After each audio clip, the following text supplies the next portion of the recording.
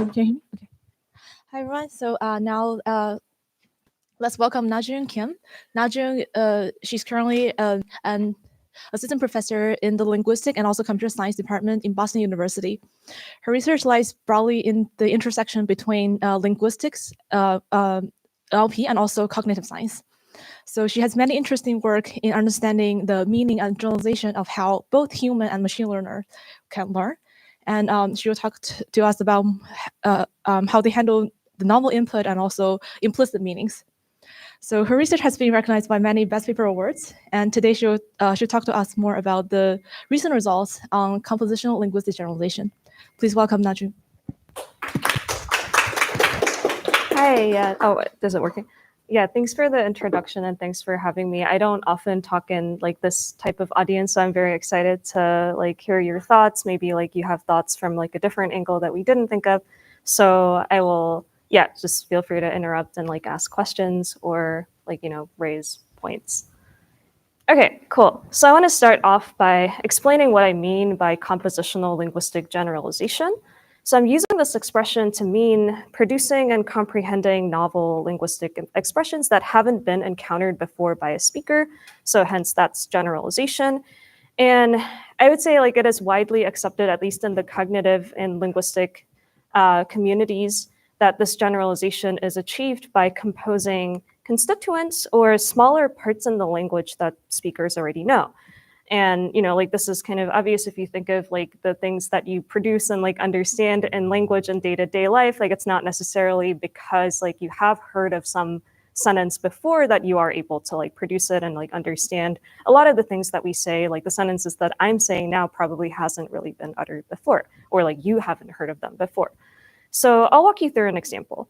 So say you as a person who has knowledge of English know the sentences that I'm going to show you and their meanings. So you know the meaning of the sentence, Alice kicked the Mad Hatter. So I'm going to use this shorthand logical form or like meaning representation notation to represent the sentence meanings here. So the first argument of the predicate, kick, is the agent of the action. And the second one is what we call the theme, or like the person affected by the action. So kick, AMH, here is shorthand for Alice is the agent of the kicking, and the Mad Hatter is on the receiving end of the kicking. So you might like have a picture like this to represent the meaning. Yes, and then you also know meanings of some other sentences. I'm going to tell you that like Alice kicked the Cheshire Cat maybe corresponds to something like this, a kick, ACC, and could be visually depicted like this. And now I'm also going to tell you that the meaning of the sentence, the Mad Hatter kicked the Moobler, is this particular meaning representation, and this is the visualization for it. So, even though I didn't actually tell you, okay, this weird slimy thing here is the Moobler, you probably have figured it out by just reading the sentence, that Moobler is the thing that is at the receiving end of the action, so it's like thing being kicked, not the kicker. So here comes the exciting part. What do you think is the meaning of this sentence that you've presumably never have heard of before attending this talk? Although, like, unless you've attended my previous talks before, what does it mean? The Moobler kicked Alice. You would probably think that Moobler is the kicker and Alice is the person being kicked, right? So this is a meaning that you can construct by composing the meanings of parts that you already know. I don't think you can see the highlights, but the kicking, the predicate kick, and the agent and the theme in the right place. So if you agreed with me that like that should be the meaning of this new sentence, you've made a compositional generalization. But if you think about it, this isn't the only generalization that is compatible with what is known in the known set of things here. For example, one could make a generalization that any sentence that contains the word Moobler has exactly the same meaning. So the corresponding meaning to that generalization would be, like you had this here, so it would be this meaning. And you could also make a generalization that because you haven't really seen Moobler in the subject position of the sentence, you will just take the meaning of it to be the most kind of probable kicker in the set of known things, in which case the meaning would be something like kick AM, Alice Moobler, because Alice is the most frequent kicker that you have observed in your set of observations or known things. So if, these alternative generalizations, if you don't have any other considerations, and the only consideration that you have is consistency with what is known, none of these generalizations, like even the red ones, like contradict the known set of form, mean, and correspondence. But we, as speakers of English, can probably all agree that the green compositional one holds a special status. Like, it at least seems more correct than the others, like, and by at an intuition level. So, and then, like, I think we have such a strong prior towards the first meaning that the other possible red options seem even like ridiculously implausible. You probably wouldn't even have floated this possibility as a potential interpretation of the sentence. I mean, you can disagree with me, but that's the intention I have. So I said that these are bizarre for humans. This is not necessarily true to neural networks. So when seeing sentences that are expressing infrequent agent-theme combinations, the weird, the weird slimy things, kicking Alice instead of being kicked by Alice, they often generalize to like observed things that are frequent, like Alice kicking stuff instead. So I tried to generate images of like weird slimy things kicking Alice. It was really, really hard. And I wasn't like trying to teach the T2I model like what Moobler is, but like, the point still holds that like, I used certain sort of like agent theme combination, but it was just very hard to get them to generate these things because I guess like in your data, like these things are more frequent than the other way around. So this kind of generalization is actually not something that's so bizarre for neural networks to be making as opposed to us as humans. So this problem of generalization to unseen examples and kind of our strong preferences about what's the right generalization is connected to our inductive bias or learning bias. So it determines how a learner generalizes to unseen inputs. So in the previous example we were asking what the meaning of the sentence that you haven't seen before, like the Moobler kicked Alice is. And I said all of these are consistent with what is known. And to actually make a choice between these different available things, the learners must have some sort of a predisposition or a bias to prefer one over others. So by examining the learner's actual generalizations when faced with this ambiguity, we can get a sense of what the inductive bias of the learners are. So, if we test both human and machine, they might converge sometimes, they might diverge on others. And in constructing an evaluation for this kind of compositional linguistic generalization, we use this kind of poverty of the stimulus experimental paradigm in human subject studies, which has been proposed by Wilson in 2006, that lets us tease apart the learner's inductive bias based on this kind of an experimental paradigm shown here, where multiple generalization targets are given and are plausible, and they are plausible given a known set of things, or like their training data if it is a model. So if we as humans actually agreed that this thing is the right meaning for this particular novel example, where does this inductive bias actually come from for humans? So I guess as linguists, the linguistic answer would be that there is an underlying linguistic system that gets you to the right meaning. So, for sentences that could be analyzed as like transitive constructions with like noun phrase, let's say like noun phrase subjects and objects, like sentences like Agnetha loves Bjorn. You can posit a structure like this that guides your composition when you're trying to understand a sentence like that. So positing something like this, the important consequence is that the meaning of a new complex expression like Bjorn loves Agnetha can be predicted. It falls out of the compositional system, and even without having to observe this correspondence directly. So, and this kind of system is what many of, like at least some group of linguists believe that lets us interpret fairly complicated novel expressions like the woman which introduced the niece of hers to the rock star which she liked. And then you have some structure behind it that guides the compositional process that lets you put the meanings of the parts together. And that's how you could generalize.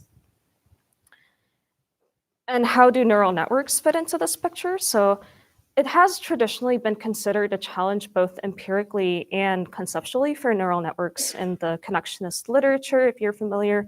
Some of you might be familiar with so-called systematicity debate involving lengthy arguments between Jerry Fodor and other people in the past, although I won't go into the details about the history of the debate or like the terminology like systematicity, compositionality too much. But in the current context, there has been a recent resurgence in interest in like compositional generalization because neural networks started being much better than they were before. And when I say recent, this actually refers to the late 2010s, 2018, 2019, which I guess is kind of ancient, like it feels ancient from the current ML AI landscape. So in this context, we developed a series of benchmark called COGS and SLOG back in 2020 and like more recently, like late 2023, where we adopted the task of meaning representation assignment to surface forms, or semantic parsing if you like the NLP lingo, which is the task of assigning a logical form to a sentence. So I'll talk about why there's two benchmarks a little later. But just as an illustration, the model tested will get a surface form of a complex expression as an input, like a cat danced, and is required to output a corresponding logical form in or the meaning representation that captures some generalization about the meaning of the input. So it's a surface form to meaning representation mapping task or semantic parsing.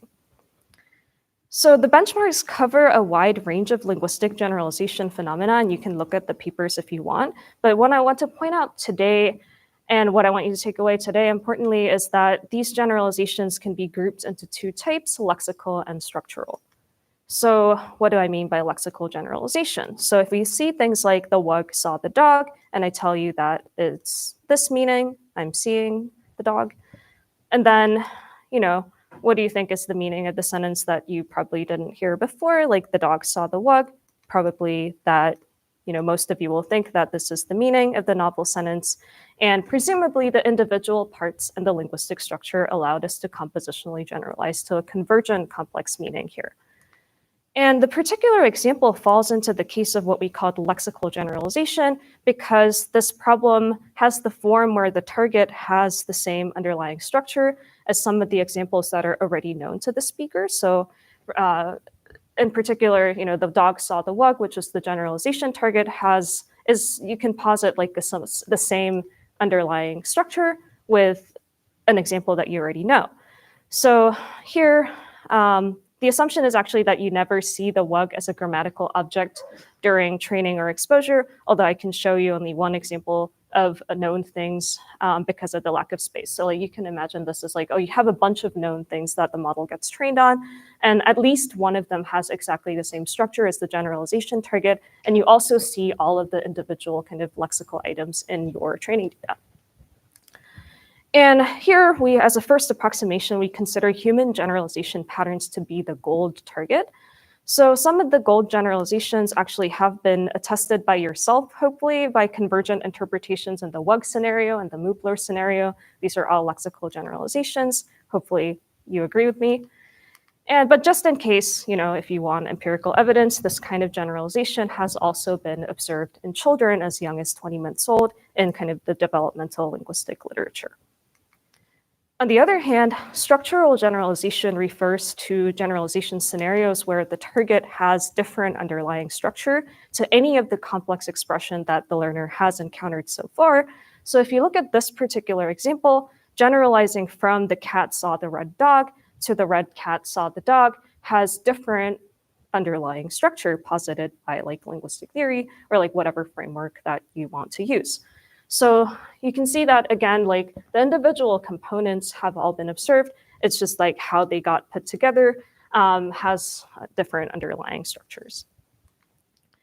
And another example of structural generalization would be generalization to deeper recursive structures. So given that you know how to map expressions like Ava saw a ball in a bowl on the table, can you interpret or like assign a meaning representation to 1 degree deeper recursive prepositional phrase structures?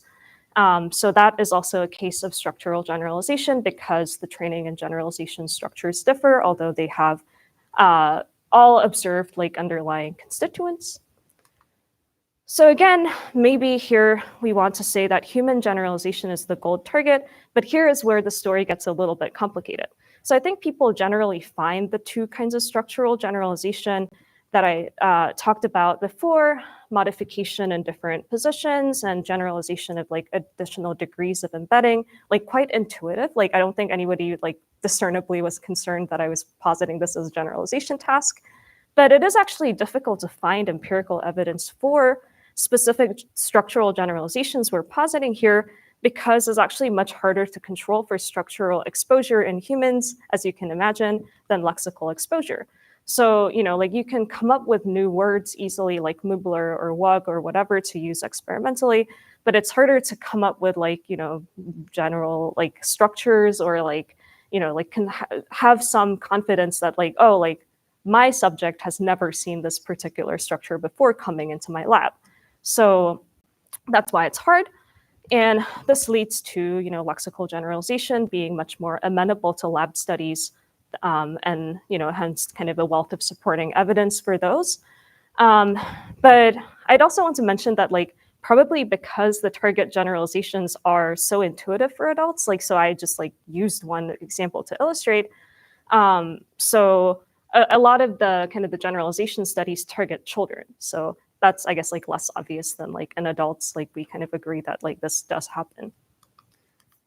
So one example that I did find was McCoy et al. 2021, where humans generalized to depth 3 center embedded structures in an artificial language when exposed to embeddings of up to depth 2. So these are structures that look like this, and only being exposed to structures up to depth 2, this is depth 2, like can they generalize to like depth 3 center embedded structures in that like they think that it is an acceptable structure in this language. But the caveat here is that this experiment was only on like the acceptability of the surface forms and not about like meaning that I was talking about today.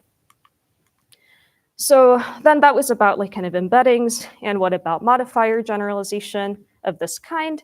So I think modifier generalization is still intuitive in its general form. We can't like expect to have observed like, red modifying like a noun in like every possible syntactic position that is listed, assuming that language allows for unlimited embedded structures. So like you can't possibly observe them all before thinking that, okay, like red is licensed here and then like elsewhere. But we actually don't know human generalization patterns under very limited exposure conditions that we were assuming in the benchmark, which is only ever seeing modification in a single syntactic position. So like if you only ever see red as modifying like a grammatical object, like do you actually generalize as a human to elsewhere, or like do you withhold? So thinking about this generalization problem to design benchmarks actually made us realize that we actually don't know the human patterns. So we took this as an opportunity to understand human generalization better by specifically asking, do humans generalize modifiers only observed as modifying the object during training to elsewhere? So we tested this with artificial language learning with human subjects, where they are faced with sort of like similar training generalization gap in terms of modification. So this like cracking of an object we used as the semantics for modification and gave them some modified structures during training and saw whether they were willing to generalize this to elsewhere. Here there were a bunch of like experimental manipulations, like making the artificial language be substantially different from English, which was the participants' native language, and also like using semantics that can't be expressed as modification on the noun phrase in English to make sure that there is no kind of transfer available. So we did a bunch of those and saw whether humans generalize. Yes.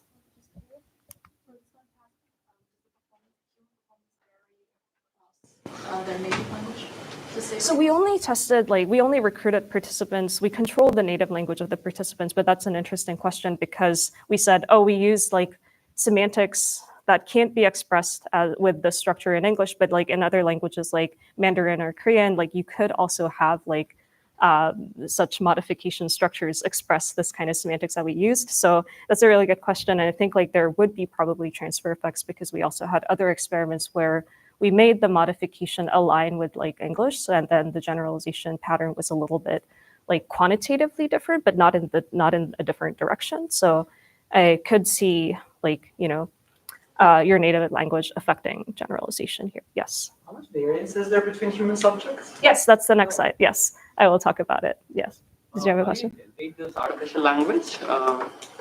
We started from kind of first principles, and like we came up with words, and then like we came up with like the structures that we include. So this language is really small. Like this isn't like rich and diverse like real natural languages. So like it only like has expressions for like verbs with like 2 arguments, agent and theme, and like verbs with like 1 argument. So like it's very impoverished, but like we just sat down and thought about it like based on our desiderata for the experiment. Yes. How do you show them what to do? Yeah, so during the training phase, you show them a scene. Like, so this is actually a video. So like you see like the circle hitting the triangle and like it cracks, and like you see this description and say like, hey, this is like the description for this scene, and then ask them to like type it out until they get it right. And then after sufficient iterations, we show them a new scene, and like this is kind of our like target. When, you know, like if they do generalize, this will be what they will produce, but they don't see this during generalization. It's like free-form typing task. Yes. Yes, so I will talk about the interhuman variation. So the results show that the human subjects show a significant tendency to generalize to novel structures in a way that I described before, even though only ever seeing this modifier in one syntactic position. So that's like vast majority produce novel structures. There were like a couple people who did show this like withholding generalization pattern and like some creative ways of generalizing. But I would say like the majority had a bias towards like generalizing, not withholding. But this also points to the fact that, okay, like there is no like one human generalization. Maybe like there are kind of like distributions of generalizations that humans are making. But we took this for now as some degree of empirical verification for ourselves for the purported target generalizations that we included in the benchmark of modifier generalization in very, very limited exposure settings. So, you know, we found our empirical support to some degree that we were looking for, and now we can call this particular generalization as human-like. But yes? Why isn't it more natural to like take subjects and test them on a natural language that they have not seen before? Sorry, so like, are you Suppose an artificial language, like take English speakers and then test them on Mandarin, say? Yeah, that's also possible. Like we just happen to have this approach, but then like I guess like you also need like people who speak the language to design the experiments correctly. And I think like, you know, like you could design the experiments this way, but I think like that doesn't have a benefit over like artificial languages that I can imagine. Like It's a bigger corpus, I guess, right? yeah, it's a bigger corpus. I guess like you could use more naturalistic examples, but I think like the vocab, like yeah, there's a bunch of issues there, but I think like one big issue that we see is like, you know, we can survey the participants and say like, oh, like you must not speak this language, but then, you know, there is like less guarantee of them like never being exposed to that language. Yes, sure, but then like you also need domain experts we didn't have. So, but yeah, that's an interesting thought that I hadn't thought about before. But yeah, I guess like you could design a study that is like based on kind of a like low probability of exposure natural language. Yes. Yeah, so, you know, like we can maybe label this particular generalization test in our benchmark as human-like, but I want to digress here a little bit and maybe pose a somewhat controversial sounding, but not really, I think, question of like, does it matter? Like, does human generalization, like, does how humans generalize like matter in developing these benchmarks? And I think this is where, interestingly, exactly the goals of cognitive modeling and AI modeling diverge. So for example, we know from natural language studies that 5+ tail recursive structures or 3+ center embedded structures are very, very infrequent in naturally occurring data, like corpora. And humans often have trouble comprehending these structures. And you can easily see that, okay, if this extended up to like 5+ or like 6 degrees of embedding, like you might need to like think about it before like comprehending it. Although there is a meaning out there that corresponds to that structure, you could imagine like some sort of processing difficulties, right? And I say that there should be a cognitive model of human language processing if we want to understand the human linguistic like competence and performance that is able to account for this difficulty if our goal is to model humans. But I want to throw out a question, which is that, but should AI models be subject to the same limitation? Do we want them to fail or give up on these difficult cases? I think the answer is no, but I mean, you could have various other views. So I have this like silly little Venn diagram here showing that there are like things that are human-like, which is important for human science. There are things that are useful, which is important for building useful things like AI models. And there is an intersection between them, but they're not completely overlapping. So benchmarks for AI, I think, should reflect desiderata for an idealized model to some degree. And then to some degree, human level performance here is like almost irrelevant as long as we can agree on what the ideal target should be. So that's also not like a trivial thing to define, but this kind of reflects my thoughts on proposing a benchmark for AI models. So rules of thumb for if you have like things that seem hard for humans, we would think about like, do we want our models to succeed on similar examples or fail? Can we agree on what the ideal behavior should be, although it is difficult for humans?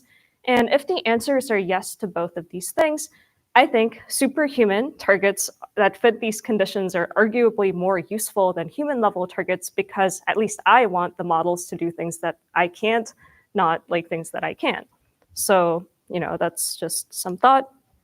But this kind of line of thinking led us to kind of a shift in the design principle of the two benchmarks that I talked about, which is based on frequency gap instead of human likeness. So in our initial 2020 EMNLP paper, we tried hard to find examples of human-like compositional generalization with some idealization, like, okay, like, we know what like the recursive structures should mean, so like we should include them. And this one had both lexical and structural generalizations. But in our more recent benchmark called SLOG, again, EMNLP 2023, we kind of shifted our design principle to include what we thought was useful, which was defined as generalizing from parts of frequent structures to infrequent ones because that's a problem that the models will face in like naturally occurring distributions of language data. And we focused on the structural cases because, as I'll be talking about later, structural generalization seems to pose kind of a unique challenge to the current generation of models. So we constructed trained generalization set gap such that the structures included in the generalization set are less frequent by some corpus analysis, and such that like you have to have the parts in the training data so that you have the parts to work with, like in a compositional process. So based on these design principles, this also meant that many of the training test gap we included in our newer benchmark are also untested with respect to human generalization. So things included things like more frequently modified positions. So like we find that in the naturally occurring like human language production data, direct objects of a sentence are more likely to be modified than subjects or indirect objects. So I crossed the subject out because that was already in the original COGS data set. But indirect objects are modified less commonly. And you could also have things like WH questions of simple transitives to WH questions with long movement. You probably, like, if you don't know linguistics, you probably don't know what I'm talking about. So these are examples like, in the training set, you have questions like, what did the cat find? And complex sentences with embedded structures, like, Emma said that this sentence. And you want to generalize based on like, knowing the meaning of the question of like simple cases and complex declarative sentences. Can you form questions like about like the complex structures that you saw as a declarative sentence? So here I want to assert that untested doesn't mean infeasible or implausible for humans. So I think these are just like not known. So I think this, as well as serving as some sort of a benchmark for AI systems, I think there are still interesting opportunities for human studies in the language sciences zone to understand humans better. Okay, but like I talked about humans a lot, enough about humans. What about neural networks? So given all of this, how do like contemporary neural networks generalize? So ever since we released the first evaluation suite in 2020, a lot of different papers used our evaluation to test generalization. And I tried to find some high-level takeaway from this pile of literature that were built up over the past 4 years. So I did some meta-analysis. So the first finding from that is that lexical generalization isn't actually all that hard for contemporary variants of neural networks. I think I mentioned the T2I failure, but I could imagine there being some complex things about mapping that to the image space and generating stuff. So these are, when I say lexical generalization is not too hard, I'm talking about either sequence to sequence or autoregressive language models. And this graph, what I'm trying to show you here is that a lot of the approaches do achieve good lexical generalization. So this red line here is the percent of lexical generalization in our original benchmark. Unfortunately, a lot of the papers don't report the structural lexical division that we thought was really important. But just kind of inferring from this, I think a lot of the models kind of suspiciously hover around this red line. Yes. What are the rules of the game? Are these pre-trained models that are then fine-tuned on the data set? It's mixed. So some of these use pre-trained models. Some of these are just vanilla networks of some architectural modification. So I have some opinions about what is fair game, but people just used this evaluation for whatever. So the literature review I did includes a mix of pre-trained versus not pre-trained models as a base. But you usually fine tune it on our training set and then evaluate. Yes. What are these models? So for the one that do achieve good performance? Yeah. So I'll talk about it soon. So, I think this quantitatively suggests that a lot of the regardless of what the approach is, it's pretty not very hard to achieve full-ish lexical generalization, and they're kind of maxing out on that. And this, I think, I'm not going to go into the individual approaches, but I think one notable case is this Shordas et al. 2021 paper, where they showed that just finding the right parameters, doing very hardcore hyperparameter tuning on kind of a vanilla sequence to sequence network, maybe the 2017 original transformer model, can actually achieve quite high performance on lexical generalization, suggesting that overall lexical generalization might be achievable without some sort of specialized solutions with kind of contemporary flavors of neural networks. And their kind of main failure mode, to briefly discuss, is they ignore word order. So they think the meaning of the wug saw the cat, which is the target, is what they have seen, the cat saw the wug, they kind of ignore word order. I think this reflects my struggle or failure to get the T2I model to generate things that they haven't really seen in the data set. So that's one failure mode.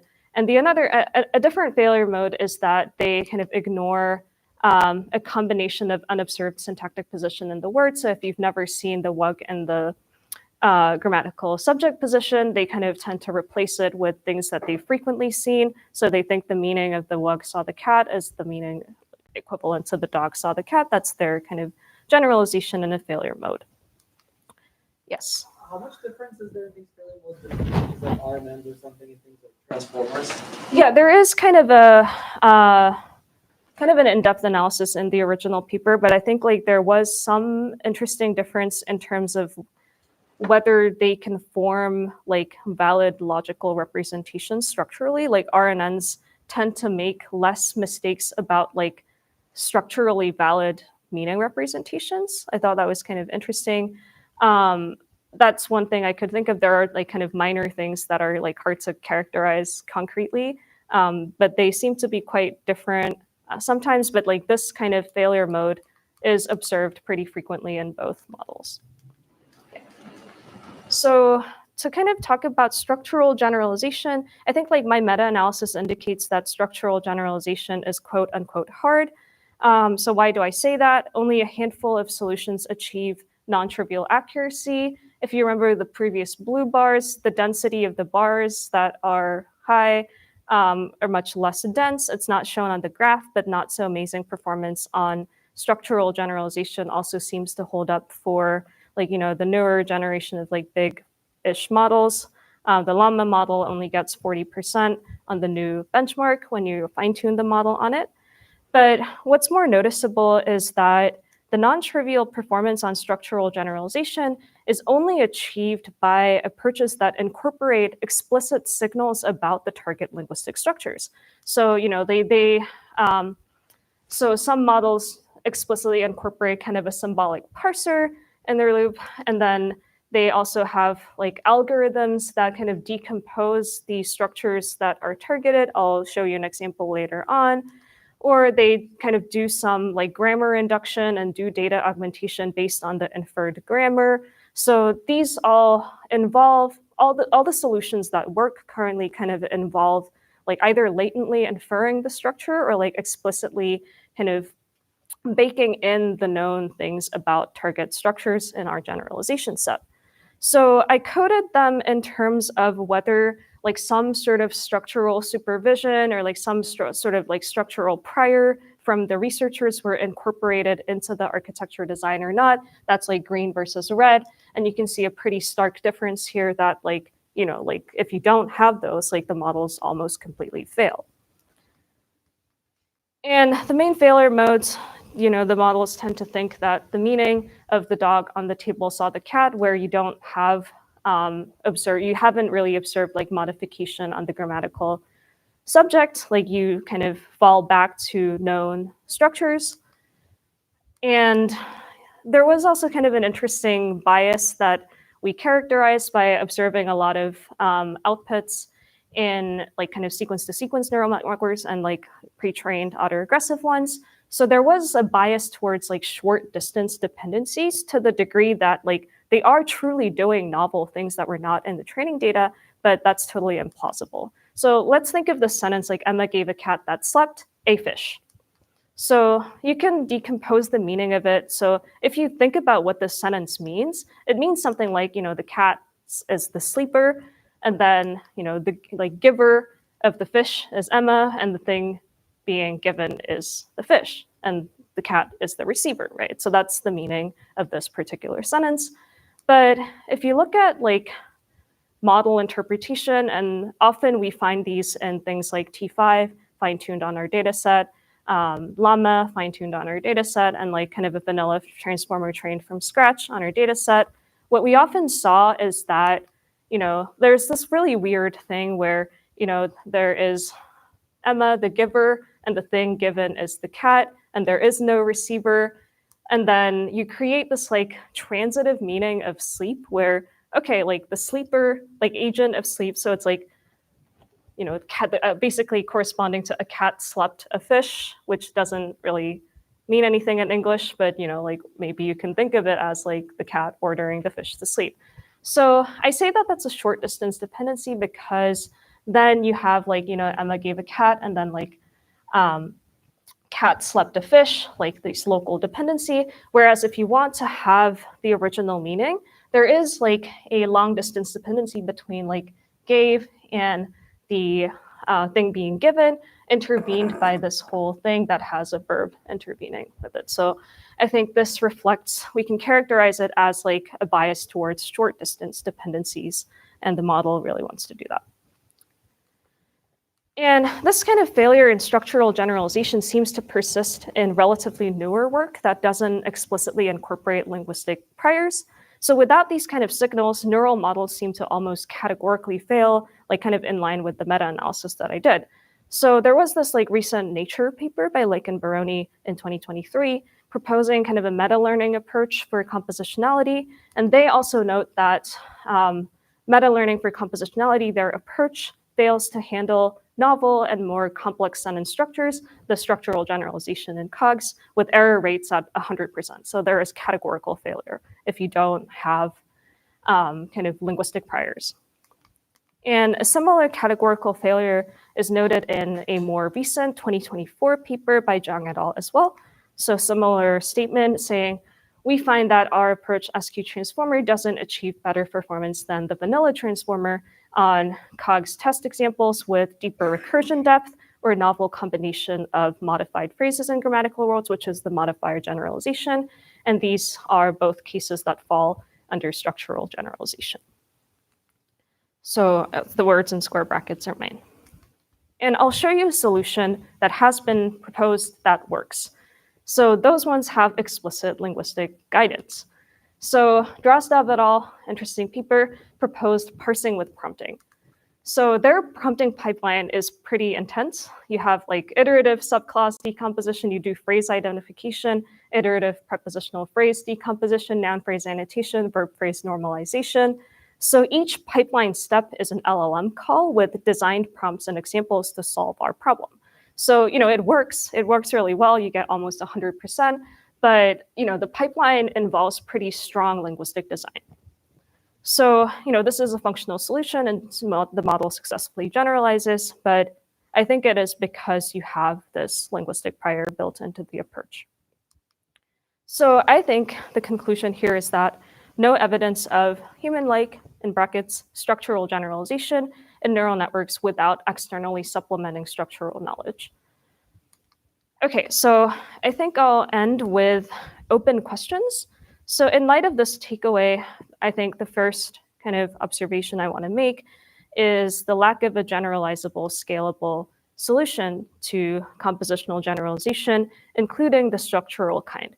And many solutions to the generalization problem I discussed today, like they're not non-existent, they do work, but it involved providing structural signals through maybe like architecture change, data augmentation, linguistically informed prompting or task decomposition, or even like program induction, grammar induction, and so forth. But all of these kind of involved heavy design.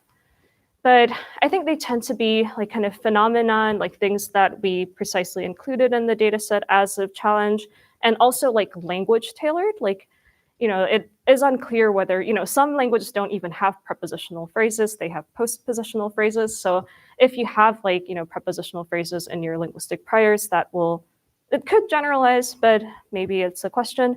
So they're language tailored, they're task specific, and or hard to scale. So I think we are still in the lookout for more generalizable and scalable solution. And I think if such a solution is found, that would be really exciting. And I think like it could also inspire a lot of new ideas, even in terms of like human sciences as well as like practical applications. But I said practical applications, but when does this kind of a solution matter? So I think our results showed that models are actually pretty good at interpolating within observed structures. So surely like one could say that, okay, then an easy way out is like developing rather than like developing a solution at a fundamental modeling level, like we could just do like data augmentation or kind of like trust ourselves with the power of data scaling, at least for high resource languages, saying like, okay, like we will cover the long tail by expanding our data, like let's make everything in domain or something. So I think there is future work to be done here. Kind of want to have a little bit more concrete sense on like what is the data scaling and the modeling solution trade-off in whatever measure that makes sense. And also sort of like doing a learning trajectory analysis for pre-trained models, maybe with applications to low resource scenarios in mind. So I think like compositional linguistic generalization will be really helpful in practice. I think like kind of conceptually, I think it will help the most with lower resource languages if we believe that compositionality is a principle that applies to all of the human language. So, I think having these scenarios in mind, or like even better, like demonstrations of improvements in low resource scenarios would be really cool. And the second issue that I want to mention is like this, like with the model of like, with the issue of like LLMs and like huge pre-training data, and then kind of the opacity that surrounds it. So, this paradigm that I keep talking about poverty of the stimulus, this really requires withholding critical examples from the pre-training data or like training data. So like, this generalization makes sense as a generalization task if you don't see certain examples during your training, right? So if the pre-training data is unknown, the intended training test gap can't be guaranteed. Like it's just like kind of mysterious. But also you could also imagine that like, oh, it's like really unreasonable to expect the model to have never seen subject modification in like the current LLMs. So I think that is an issue about exactly because the interpretation of success is unclear. So if they fail, they fail. But if they succeed, is it because they have seen the target structures in the pre-training data, or is it because they are compositionally generalizing? I think that really makes things murky. And it also empirically leads to overestimation of generalization capacity, and our work shows that. So we try to take the best reported result on our COGS generalization set and try to quantify the extent of kind of the effects of seeing certain lexical items that we were meaning to hold out from the training set. So, we used real words as the held out lexical item, things like wug, or these are not real words. But in our original benchmark, we used words like hedgehog as never appearing as a part of a grammatical subject. So, but then in large pre-training corpora, that is just not going to be true.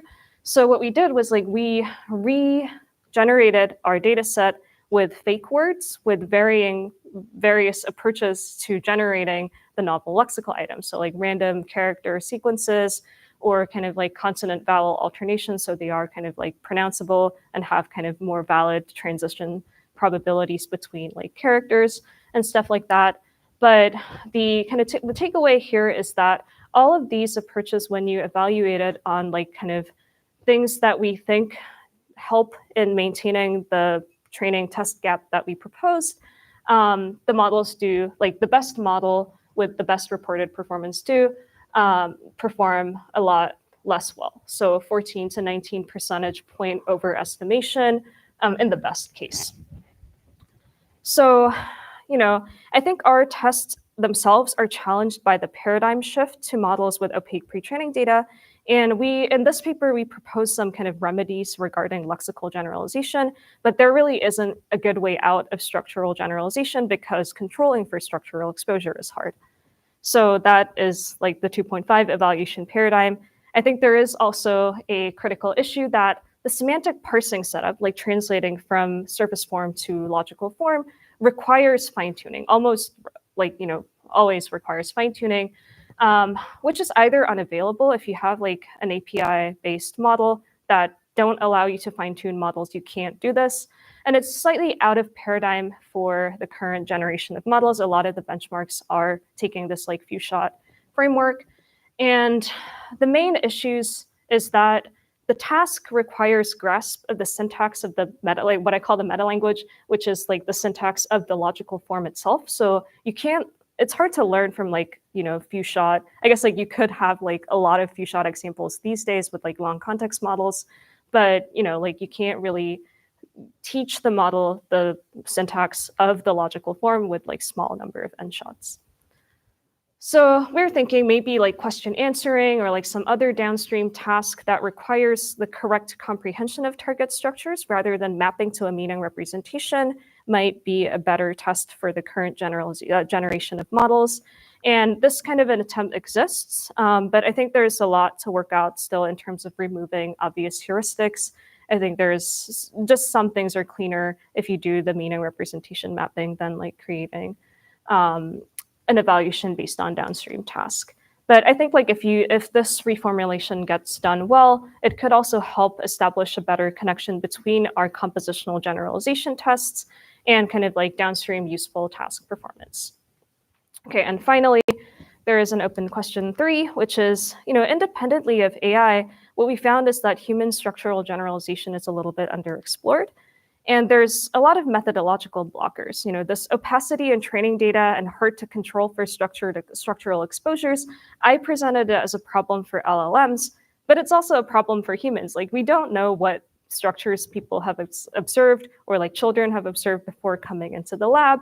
And it's also hard to design experiments that have this clean structural training test gap, but maybe also an opportunity for methodological breakthroughs. Okay, to summarize, contemporary neural networks seem capable of matching human generalization patterns for lexical generalization, but fail at structural generalization without being explicitly supplemented with linguistic structural information or priors. And I don't think there is a general scalable solution that doesn't require hand designing of some of the components of the model. Exciting opportunities here. Well, at least I'm excited about it. And I want to note that evaluation is increasingly becoming harder in our framework with current models due to the opacity of pre-training data and the requirement to maintain this training test gap. But I think like overall thinking about these problems also provides good opportunities for understanding human generalization better. At least I took that as an opportunity. Yeah, so I think a lot of exciting future branching directions, and thank you. And here are my collaborators and a cat that I left behind in Boston who jumped into the carrier when I was trying to bring him to a sitter. A smart guy. Yeah. Okay, I'll be happy to. Do I have time? Yes. Yeah.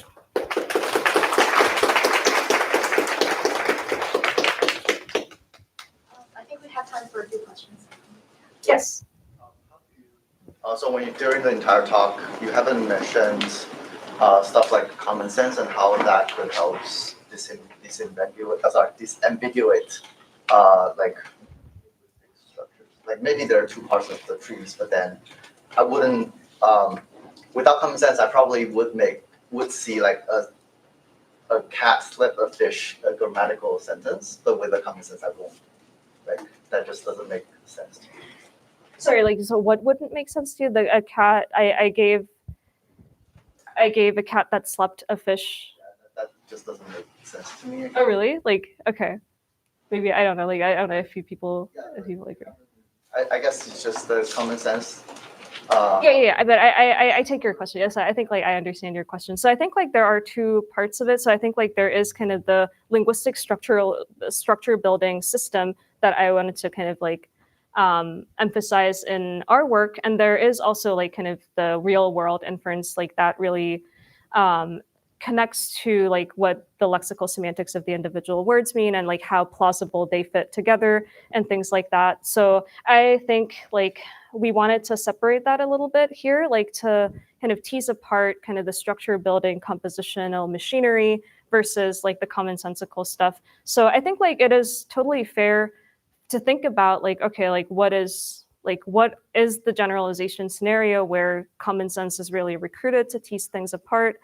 I think that would also like kind of require this kind of like thinking about like what we need in a benchmark again about like, okay, like what do humans do? And then like, what do we want the models to do? And kind of like build those scenarios up to make it into a benchmark.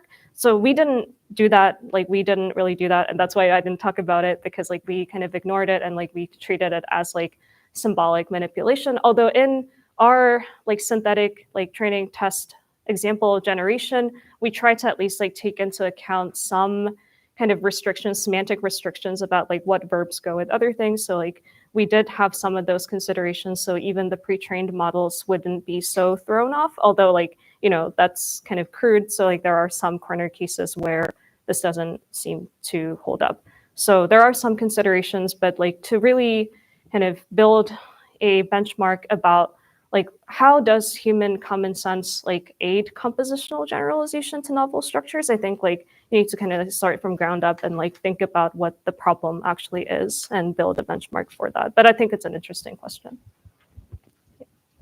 Yes. So I'm curious, for these cases where humans did well, like the language with the geometric shapes kind of crashing into each other, if you wanted to test rather than fine-tuning how much in-context learning works for these types of things, how large would the context need to be? Like, yeah, so I think like if we wanted to keep the logical form mapping paradigm, I think you would need a lot of illustrative examples because you just don't know the syntax of the meaning representation.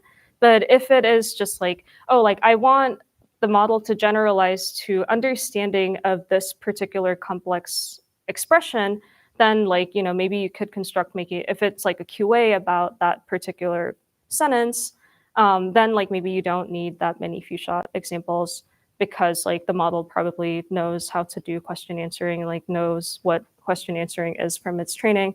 But I think like there you have to like, there I think like you need knowledge about like what went into the pre-training data still, because like that defines what counts as generalization. So I think like depending on how you construct the generalization task, the need for like few shots, like the N and the N shot would differ. But I think given this like pre-training testing paradigm, you need like a deeper understanding of like what went into the pre-training in the first place. But is it not like, I mean, okay, so somehow it still feels like apples to apples comparison in the sense that you don't know what went into a human, right? You don't know the human priors that much as well. And neither do That's you have true. the pre-trained model. So like somehow it feels to me that if you give a human n examples or something, Yeah. the closest analog to give like n in context examples to a pre-trained model. Yeah, that's fair. So I think one direction that I am actually kind of going into is like using artificial language learning for like models. So like this, if you create an artificial language, you probably have guarantee that the model hasn't been exposed to this language. So I think like for that, that's kind of a nice compromise. And then maybe you can give as many examples as the human subjects saw in the human experiment. And that's fair, yeah. For artificial languages, the tokenizing already. I think so. But I think I think the generalization test or like a benchmark shouldn't like be tailored to like tokenization problem. I think like it should be kind of like designed with like kind of general applicability in mind. I think like depending on the tokenization, there could be generalization behavior that's interesting. I think like the blue bars actually showed that because like we use different words that's probably tokenized in different ways to represent like a word that's restricted context. So I think there would be a quantitative effect, and that would be interesting. But I think the benchmark itself should just make a decision, like not consider. For people who don't know much about linguistics, we sometimes use simple synthetic tasks that we think are proxies of languages, and then we say we can learn about how the model performs on languages using these proxy tasks. What do you think is the major missing components in these synthetic tasks that's not reflected? So I think it also depends on the claim, or the goal of the benchmark. So I think like if even if it's not based on like linguistic insights, you can still have linguistic tasks defined that are argued to be useful. So I think like if you can well argue for the utility of your data set and like propose it as an AI benchmark, I think like that is fine. But I think like you just need but then like maybe it's harder to use it for like human likeness claims, like and saying like, oh, hey, like my model achieved this in like my data set, so like it is human like. I think like that claim might be a little bit far-fetched if like there isn't kind of grounding in the human language literature. Yeah. One last question. Yes. I think like a lot of like power of generalization and cool things that happen these days are coming from like, massive pre-training and then somehow generalization ability emerges from it. But in this setting, you take that and then you fine tune on your specific data set. So I'm wondering whether do you think it's possible that some generalization ability gets destroyed during this fine tuning process? Yeah, I think like that's fair. So I think like the need for fine tuning, so I think like I said, like to correctly use this data set, you kind of need fine tuning, right? So I think like we want to also kind of move beyond that paradigm a little bit. And I agree that like there are certain things that might be more interesting in terms of findings if you could just directly take the models and like test generalization in kind of a trustworthy way, and also tests for like exciting generalizations. But like then if it's generalization with respect to the pre-training data, you need an understanding of it. But I guess like you could also define like harder tasks that like you can likely think that like the model hasn't seen during pre-training. So like if there are like exciting capacities that can be tested and could be attributed to compositional generalization that is already hard for like pre-trained models, like in a setting that doesn't require like fine-tuning, I think that would be ideal. But like I don't have that benchmark yet. And then I think like it would be really nice if people could work on it. I think like one application though is like kind of does better compositionally generalizing models like measured by this benchmark mean like faster training on like lower resource languages and things like that. I think like that hasn't really been explored to my knowledge. So I think like that would be a real exciting like capacity that could be demonstrated, faster acquisition of lower resource or new languages. So I don't know if anyone's working in that direction, but that would be exciting for me. Yeah. Let's thank Najoung again.